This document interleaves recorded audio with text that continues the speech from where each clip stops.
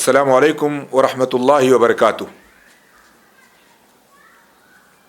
الحمد للہ رب العالمین والعاقبۃ للمتقین ولا عدوان الا علی الظالمین والصلاة والسلام علی محمد بن عبد اللہ خاتم النبیین نبینا محمد وعلی آلہ وصحبہ اجمعین ومن تبعہم بإحسان الی یوم الدین وبعد۔ معزز ناظرین اکرام، کتاب احکام رمضان کا آج چوتھا باب لے کر کے ہم آپ کے سامنے حاضر ہیں، چیپٹر نمبر 4۔ اس کا عنوان ہے ایمان و احتساب۔ ایمان کیا ہے اور احتساب کیا ہے؟ یہ دو لفظ ہم سنتے ہیں، اللہ کے نبی کی ایک حدیث ہے اصل میں، من صام رمضان ایمانا و احتسابا غفر له ما تقدم من ذنبه۔ جس نے رمضان کا روزہ ایمان کے ساتھ رکھا، احتساب کے ساتھ رکھا، اس کے پچھلے گناہ معاف کر دیے جائیں گے، بخش دیے جائیں گے۔ تو یہ ایمان کیا ہے، احتساب کیا ہے، آج کے درس میں انشاءاللہ العزیز ہماری نظر اسی پر ہوگی۔ قیام و طعام میں احتساب کی فضیلت۔ قیام و طعام، قیام کرنے میں، کھانے پینے میں، یا صیام میں، قیام و صیام میں احتساب کی فضیلت، روزہ رکھنے میں اور قیام اللیل کرنے میں احتساب کی فضیلت کیا ہے؟ روزہ اور قیام اللیل رمضان المبارک کے دو عظیم الشان عمل ہیں، روزہ اور قیام اللیل۔ روزہ جو دن کا عمل ہے، قیام اللیل جو رات میں ہم کرتے ہیں، چاہے انفرادی پڑھتے ہوں، چاہے باجماعت تراویح کی نماز ادا کرتے ہوں، قیام اللیل ہی ہو، عظیم الشان عمل ہے، ان کا اجر بھی عظیم ہے، بہت بڑا اجر اللہ تعالیٰ اس پہ دیتا ہے۔ لیکن احادیث میں روزہ اور قیام اللیل کی فضیلت کے حصول کے لیے دو چیزیں بطور شرط ذکر کی گئی ہیں۔ دونوں عمل عظیم ہیں، روزہ بھی عظیم ہے اور قیام بھی عظیم ہے، لیکن فضیلت کب ملے گی؟ دو شرطوں کے ساتھ۔ وہ شرطیں کیا ہیں؟ ایک ایمان کا ہونا، دوسرے احتساب کا پایا جانا۔ نبی صلی اللہ علیہ وسلم نے ارشاد فرمایا، من صام رمضان ایمانا و احتسابا غفر له ما تقدم من ذنبه۔ جس نے رمضان کا روزہ ایمان اور احتساب کے ساتھ رکھا، ایمان کے ساتھ اور احتساب کے ساتھ، اس کے پچھلے سارے گناہ معاف کر دیے جائیں گے۔ اسی طرح قیام کے تعلق سے، قیام رمضان کے تعلق سے اللہ کے رسول صلی اللہ علیہ وسلم نے ارشاد فرمایا، من قام رمضان ایمانا و احتسابا۔ جس نے رمضان کا قیام کیا، قیام اللیل کیا، ایمان کے ساتھ اور احتساب کے ساتھ، غفر له ما تقدم من ذنبه، اس کے پچھلے گناہ بخش دیے جائیں گے۔ نیز یہی بات لیلۃ القدر سے متعلق بھی آئی ہوئی ہے کہ جس نے، حدیث کے الفاظ ہیں، من قام لیلۃ القدر ایمانا و احتسابا۔ جس نے لیلۃ القدر کا قیام کیا ایمان کے ساتھ اور احتساب کے ساتھ، غفر له ما تقدم من ذنبه، اس کے پچھلے گناہ بخش دیے جائیں گے۔ صحیح بخاری، صحیح مسلم کی یہ روایتیں ہیں۔ معلوم ہوا کہ ان تمام اعمال پر مغفرت کے اس وعدے کا حقدار کون بنے گا؟ جو مومن ہوگا، جو محتسب ہوگا، جس کے پاس ایمان ہوگا، جس کے پاس احتساب ہوگا۔ اب ہم دیکھتے ہیں یہ ایمان کیا ہے، احتساب کیا ہے۔ لیکن سوال یہ ہے کہ ایمان اور احتساب سے واقعی کیا مراد ہے؟ حافظ ابن حجر رحمۃ اللہ علیہ نے اس کا بڑا ہی نفیس اور عمدہ جواب دیا ہے. سوال ہمارے سامنے یہ ایمان کیا ہے اور یہ احتساب کیا ہے. حافظ ابن حجر رحمۃ اللہ علیہ کہتے ہیں ایمان سے مراد روزے کی فرضیت کے حق ہونے کا اعتقاد کہ اللہ نے روزہ ہمارے اوپر فرض کیا ہے اور یہ رکن اسلام ہے. اور احتساب سے مراد کیا ہے؟ اللہ تعالی سے ثواب کی طلب. روزے پر یقین ہو, اس کی فرضیت پر یقین ہو, اللہ کا فریضہ جان کر کے اس کو ہم ادا کریں, اور جو کام ہم کر رہے ہیں روزہ رکھ کر کے, قیام اللیل کر کے, اس پر اللہ سے اجر کی امید ہو. اے اللہ تیری رضا کے لیے کام کر رہے ہیں, اس سے اخلاص پیدا ہو.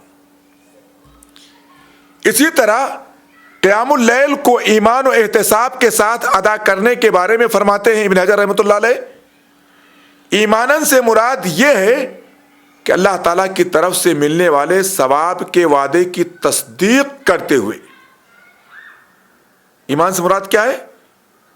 کہ اللہ تعالیٰ سے کی طرف سے جو بھی ثواب ملنے والے ہیں, جو بھی وعدے کیے گئے ہیں روزے پر, قیام پر, اس کی تصدیق کریں, کرتے ہوئے قیام کریں. اور احتساب سے مراد یہ ہے کہ اجر کی طلب میں قیام کرے, نہ کہ ریاکاری یا کسی اور نیت سے. اللہ سے اجر کی امید ہو, ہمارا مقصد ریاکاری نہ ہو, ہمارا مقصد دکھاوا نہ ہو. یہ ہے ایمان اور احتساب کا مطلب. معلوم ہوا کہ اعمال کی قبولیت اور ان پر اللہ تعالیٰ کی عطا کے حصول کے لیے ضروری ہے, اعمال کی قبولیت کے لیے, اور اللہ نے جو بھی ان پر اجر و ثواب رکھے ہیں ان کے حصول کے لیے ضروری ہے کہ بندہ ان اعمال کو اللہ کے وعدوں پر یقین کرتے ہوئے اور اللہ سے اجر و ثواب کی امید و طلب کے ساتھ کرے. ان اعمال کو کرنے میں اس کا مقصد کیا ہو؟ اللہ کی رضا ہو, نہ کہ دکھاوا اور شہرت. دکھاوا اور شہرت نہیں ہونا چاہیے, کیونکہ دکھاوا اور شہرت کے لیے کیا ہوا عمل ثواب کے بجائے عذاب کا ذریعہ بن جاتا ہے. ریاکاری ہوتی ہے تو اللہ تعالیٰ ایسے عمل کو مردود کر دیتا ہے, قبول ہی نہیں کرتا ہے. پھر چاہے وہ عمل کتنا ہی بڑا کیوں نہ ہو, اور چاہے اس میں کتنا ہی مجاہدہ اور مشقت کیوں نہ کیا گیا ہو, پھر بھی اللہ اس کو قبول نہیں کرتا ہے, کیونکہ اللہ خالص عمل کو قبول کرتا ہے. وَلَا يُشْرِكْ بِعِبَادَةِ رَبِّهِ أَحَدًا. قبولیت کی شرطوں میں سے ایک شرط ہے کہ خالص اللہ کے لیے عمل کرے, تب اللہ قبول فرمائے گا. اللہ کے رسول صلی اللہ علیہ وسلم نے ارشاد فرمایا کتنے ہی روزے دار ایسے ہیں. ہم نے جان لیا ایمان کیا ہے, احتساب کیا ہے. اللہ کے نبی نے ارشاد فرمایا کتنے ہی روزے دار ایسے ہیں جنہیں ان کے روزے سے بھوک و پیاس کے سوا کچھ بھی حاصل نہیں ہوتا ہے, اور کتنے ہی قیام اللیل کرنے والے ایسے ہیں جنہیں ان کے قیام سے محض رات جاگنے کے سوا اور کچھ حاصل نہیں ہوتا ہے. ابن ماجہ کی روایت ہے, روزے دار روزہ رکھ کے صرف بھوک پیاس ملے اس کو, بس اللہ کی بخشش نہ ملے, جنت نہ ملے. قیام اللیل کرنے والا قیام اللیل کرے, اسے کیا ملے؟ رات کا جاگنا ملے بس, اور کچھ حاصل نہ ہو. فائدہ کیا ہوا؟ ظاہر سی بات ہے کہیں نہ کہیں تو کمی ہے, یا تو ایمان کی کمی ہے یا تو احتساب کی کمی ہے. اسی لیے عمل میں ایمان اور احتساب دونوں ضروری ہیں, دونوں ساتھ میں ہوں گے. اللہ ہم کو کیا کرے گا؟ اجر سے نوازے گا. اللہ ہمارے اعمال کو قبولیت کا درجہ دے گا. یہ اعمال کر کے ہم پچھتاوے کا شکار نہیں ہوں گے. اللہ سے بہترین اجر کی امید رکھیں ایمان کے ساتھ. یہی ہے ایمان و احتساب. شیخ عبد اللہ رحمانی رحمہ اللہ فرماتے ہیں, ایک ہندوستان کے مبارک پور کے بہت ہی جلیل القدر پائے کے محدث گزرے ہیں شیخ عبد اللہ رحمانی اور جن کی مشہور شرح حدیث کی مرآت المفاتیح شرح مشکات المصابیح، فرماتے ہیں یعنی ایسے شخص کو قبولیت عمل میں شرط مثلاً اخلاص یا خشوع کے نہ ہونے کے سبب کوئی ثواب نہیں ملتا ہے۔ اس حدیث کے بعد فرماتے ہیں کہ بیچارہ اس کے پاس یا تو اخلاص نہیں تھا یا تو جو ہے للہیت نہیں تھی، اس سے اللہ کی کوئی امید نہیں تھی، اجر کی کوئی امید نہیں تھی، تو اس کا یہ عمل روزہ بیکار جاتا ہے، اس کا یہ قیام اللیل کیا ہوتا ہے، جیسے اللہ کے نبی نے کہا بیکار چلا جاتا ہے۔ اس لیے یاد رکھیں عمل چھوٹا ہو یا بڑا اسے اللہ کی رضا ہی کے لیے کریں۔ اللہ کے ہاں قبولیت اور انعام کا اس کے سوا اور کوئی راستہ نہیں ہے۔ اللہ کی رضا کے لیے عمل کیا جائے، ایمان کے ساتھ کیا جائے، اللہ سے ثواب کی امید اللہ ہی سے ثواب کی امید رکھی جائے، تب جا کر کے ہمارا عمل انشاءاللہ کیا ہوگا، قابل قبول ہوگا۔ اور اگر شرطیں مفقود ہوئیں، شرطیں ختم ہو گئیں، ہمارا عمل ضائع ہو جائے گا، اکارت ہو جائے گا۔ جیسا کہ اللہ کے رسول نے کہا کہ بعض روزے داروں کو صرف پیاس حاصل ہوتی ہے، بعض روزے داروں کو صرف رات کا جاگنا ہاتھ آتا ہے، ان کے روزوں پر کوئی ثواب نہیں ملتا، ان کے قیام اللیل پر کوئی ثواب نہیں ملتا ہے۔ عمل میں اخلاص کی فضیلت و اہمیت کیا ہے، ذرا دیکھ لیں ہم۔ یہاں مناسب معلوم ہوتا ہے کہ اخلاص کی اہمیت و فضیلت سے متعلق بھی کچھ باتیں ذکر کر دی جائیں۔ سب سے پہلی بات تو یہ کہ اخلاص عین ایمان ہے، اصل ایمان ہے اخلاص۔ ابو فراس فرماتے ہیں کہ ایک شخص نے آواز دے کر پوچھا کہ اے اللہ کے رسول صلی اللہ علیہ وسلم ایمان کیا ہے؟ آپ نے فرمایا اخلاص۔ ایمان ہمارا کیا ہے؟ اخلاص، خالص اللہ کے لیے عمل کرنا، یہ ایمان ہے۔ سنن بہقی کی روایت ہے، اخلاص اگر ہے تبھی ہمارا عمل اللہ کے یہاں قبول ہوتا ہے، قبول عمل کی شرط ہے۔ اللہ کے رسول صلی اللہ علیہ وسلم نے فرمایا اللہ تعالیٰ وہی عمل قبول فرماتا ہے جو خالص اللہ کے لیے ہو، جس سے اللہ کی رضا مقصود ہو، جس سے اللہ کی خوشنودی اس کی رضا مقصود ہو، وہی عمل اللہ تعالیٰ قبول فرماتا ہے۔ سنن نسائی کی روایت ہے۔ اخلاص اللہ کی نصرت اور مدد کا ذریعہ ہے۔ ہمارے عمل میں جب اخلاص ہوتا ہے اللہ ہماری مدد فرماتے ہیں، اللہ کی معیت، اس کا ساتھ ہمیں ملتا ہے۔ اللہ کے رسول صلی اللہ علیہ وسلم نے ارشاد فرمایا اللہ تعالیٰ اس امت کے کمزور لوگوں کے ذریعے اس امت کی مدد فرماتا ہے۔ اس امت کے کمزور لوگوں کے ذریعے اس امت کی اللہ کیا کرتا ہے؟ مدد فرماتا ہے۔ کیسے مدد ہوتی ہے کمزور لوگوں سے؟ ان کی دعاؤں سے، ان کی نمازوں سے اور ان کے اخلاص سے۔ کمزور لوگ ہیں بیچارے، وہ طاقتور تو نہیں ہیں لیکن وہ دعائیں کرتے ہیں، وہ نمازیں پڑھتے ہیں، وہ جو ہے اخلاص ان کے اندر ہے، اللہ اس کی برکت سے کیا کرتا ہے؟ پوری امت مسلمہ کی مدد فرماتا ہے۔ سنن نسائی کی روایت ہے۔ بلکہ اللہ کی خاطر گناہ چھوڑنے پر بھی نیکی ملتی۔ گناہ کا ارادہ ہم نے کیا لیکن ہم پھر اللہ کے لیے خالص ہو گئے، مخلص ہو گئے ہم، اور ہم نے گناہ چھوڑ دیا، اللہ نیکی دیتا ہے۔ حالانکہ کچھ نہیں ہوا، ارادہ تھا بس گناہ کرنے کا، لیکن ہمارے نیت میں اخلاص ہے، اللہ اجر دیتا ہے۔ اللہ کے رسول صلی اللہ علیہ وسلم فرماتے ہیں اللہ تعالیٰ اپنے فرشتوں سے فرماتا ہے کہ جب میرا بندہ کسی برائی کا ارادہ کرے تو اسے مت لکھو یہاں تک کہ واقعی اس برائی کا ارتکاب کر لے، اس برائی کو کر لے۔ ہاں جب وہ اس برائی کو کر لے تو اتنا ہی گناہ اس کے لیے لکھ دو، ایک برائی پر ایک گناہ۔ لیکن اگر ارادہ کر لینے کے بعد میری خاطر اس برائی کو چھوڑ دے، اللہ کا ڈر پیدا ہو جائے، اللہ کا تصور اس کے ذہن میں آ جائے، میرا رب، میں تیرا بندہ ہوں، یہ گناہ کروں گا تو مجھے سزا دے گا، تو قادر مطلق ہے، اللہ سے ڈر کر کے اس گناہ کو کیا کر رہا ہے؟ اللہ کے لیے چھوڑ دے رہا ہے۔ تو اس کے لیے ایک نیکی لکھ دو.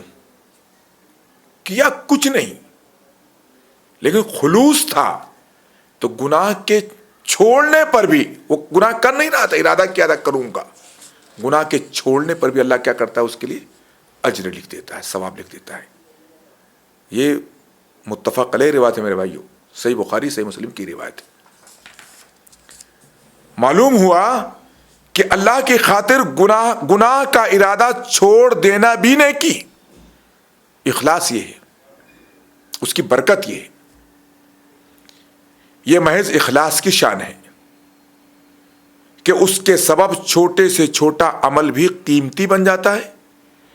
لیکن اگر عمل سے اخلاص ہی نکل جائے تو بڑی سے بڑی نیکی بھی بے قیمت ہو کر رہ جاتی ہے. پہاڑ جیسی نیکیاں لے کر کے آؤ, لیکن مقصد دنیا کو دکھاوا ہے, اللہ کیا اس کی کوئی حیثیت نہیں. اور بندہ اللہ کے لیے گناہ کا ارادہ کیا ہوا تھا, لیکن اللہ کے ڈر سے اس نے چھوڑ دیا اس کو, اللہ تعالیٰ اس پر بھی اجر لکھ دیتا ہے. یہ اخلاص کی برکت ہے. ابو امامہ باہلی رضی اللہ تعالیٰ عنہ فرماتے ہیں, ایک شخص اللہ کے رسول صلی اللہ علیہ وسلم کی خدمت میں حاضر ہوا اور کہا, اس شخص کے بارے میں آپ کیا فرماتے ہیں جو جنگ میں شریک ہو کر کے لڑتا ہے, جہاد فی سبیل اللہ میں جاتا ہے, اجر بھی چاہتا ہے اور شہرت بھی, اسے آخرت میں کیا ملے گا؟ اللہ کے رسول صلی اللہ علیہ وسلم نے فرمایا, کچھ بھی نہیں, ڈبل نہیں. اسے شہرت بھی چاہیے, اللہ سے اجر بھی چاہیے. کس کو خوش رکھو گے؟ رب کو خوش رکھنا ہے تو بندوں کی پرواہ نہ کرو, شہرت کی پرواہ نہ کرو. اور شہرت چاہنا ہے تو رب سے امید مت رکھو. آدمی نے سوال کیا, اللہ رسول, اللہ کے راستے میں ایک آدمی جہاد کرتا ہے, اس کی دونوں نیتیں ہیں, شہرت طلبی بھی ہے, اجر بھی ہے. اللہ کے رسول نے کہا اسے کچھ نہیں ملے گا. وہ شخص 3 بار یہی سوال دہراتا رہا. اللہ کے رسول نے یہی جواب دیتے رہے, اس کے لیے کوئی اجر نہیں, کوئی ثواب نہیں اس کے لیے. پھر آپ نے فرمایا, اللہ تعالیٰ وہی عمل قبول فرماتا ہے جو خالص اللہ تعالیٰ کے لیے ہو, جس میں اللہ کی رضامندی مقصود ہو. جو خالص اللہ تعالیٰ کے لیے ہو, جس سے اللہ کی رضامندی مقصود ہو, ایسے ہی عمل اللہ قبول فرماتا ہے. سنن نبی داؤد کی, سنن نسائی کی روایت ہے. بلکہ دکھاوے کے لیے عمل کرنا تو شرک ہے. اللہ کے رسول صلی اللہ علیہ وسلم نے فرمایا, میں تمہارے بارے میں سب سے زیادہ جس چیز سے ڈرتا ہوں وہ شرک اصغر ہے. صحابہ نے پوچھا, اللہ کے رسول شرک اصغر کیا ہے؟ آپ نے فرمایا, دکھاوے کا عمل, دکھاوے کا عمل, ریاکاری.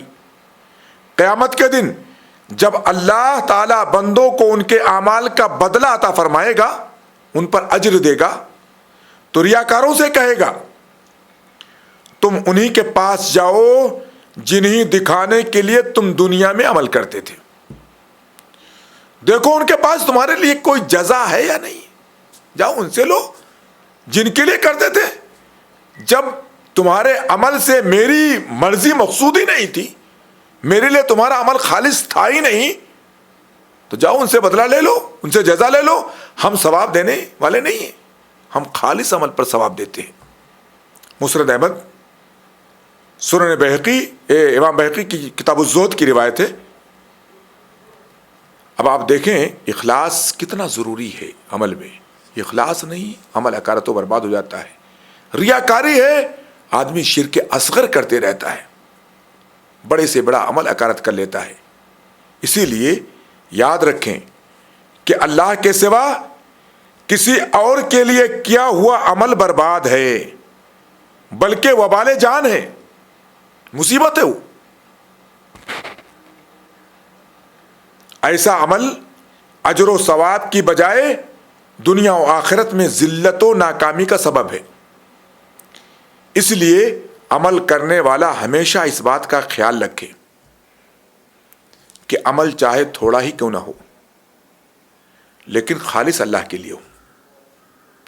تھوڑا سا عمل بھی, کیونکہ اللہ خلوص کو دیکھتا ہے, اعمال کی کثرت کو نہیں دیکھتا اللہ تعالیٰ، خلوص سے کیے ہوئے عمل کو دیکھتا ہے۔ اللہ متقیوں سے قبول کرتا ہے، خلوص والوں سے اللہ قبول کرتا ہے۔ اسی میں کامیابی ہے، اسی میں نجات ہے۔